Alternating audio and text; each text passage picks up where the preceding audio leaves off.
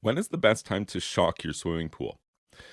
We should clarify because a lot of people use the term shock incorrectly. It's actually kind of even just a bad term because it lends itself to being used incorrectly too often. So let's talk differently here. We're going to use different terminology. You presumably want to add some chlorine to the pool, and the only reason you wouldn't say yes and still be here for this video would be if you're going to plan to use like a non-chlorine shock.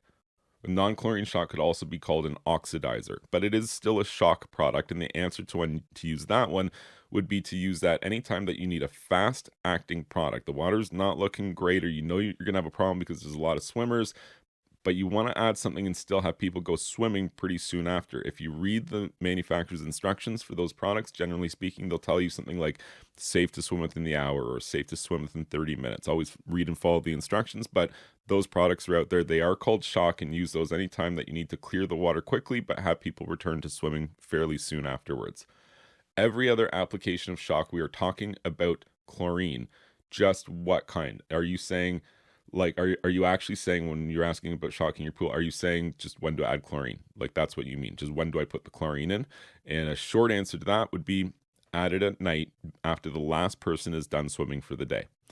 Adding it during the day, it's not really a disadvantage. You add the chlorine when you need to add it, but if you add it during the day with blazing overhead sun, there's going to be a certain amount of that chlorine that's lost just to UV damage. The sun degrades the chlorine. The cyanuric acid is supposed to prevent this process, and it does to a certain degree, but not with 100% effectiveness. So technically speaking, your mileage will go a little further if you're adding your chlorine shock towards the evening or nighttime after the sun has gone down. Now, what if you're talking about shocking your pool in the sense super chlorination or breakpoint chlorination more accurately? This is the process where you destroy the built up chloramines, the spent chlorine in your pool. You destroy them by increasing your free chlorine level to be 10 times the combined chlorine level. And then you sustain that for 12 hours. When's the best time to do that process? That to me is shocking your pool. Like when you say shocking your pool, again, it's not really the right terminology because we're not really describing what we're doing here. Breakpoint chlorination.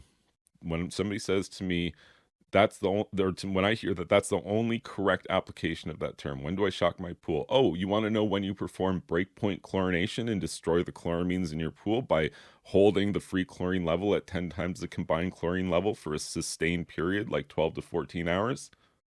Great. If that's your question, then I would do that usually at night. And commonly speaking, and I just got into this habit because it was the way my grandfather did it, which I don't normally advise to do. You know, that usually leaves room for improvement. If it was the way your daddy did it, maybe it wasn't the right way from the beginning, but it was just a habit that I adopted from day one, and I still do it to this day, which is my breakpoint chlorination happens on Sunday night. Sunday night, everybody's done swimming. Most people are going to work Monday morning and not using the pool at that point. So Sunday night is when I go ahead and give it a big blast of chlorine and increase my free chlorine level up to the breakpoint chlorination level that you need, and then hold it there overnight. You know, check it a couple times, check it first thing in the morning, make sure it's the chlorine levels where you need it to be to effectively, result in destroying the chloramines. But that to me is the perfect time to do that. Is it's, a once a week kind of thing. And if you do it once a week, it never really builds up to problematic levels. And that's kind of the typical cycle that I work with. If you found this information helpful, please be sure to like this video and subscribe to my YouTube channel. And you can check out my website, swimmingpoolsteve.com.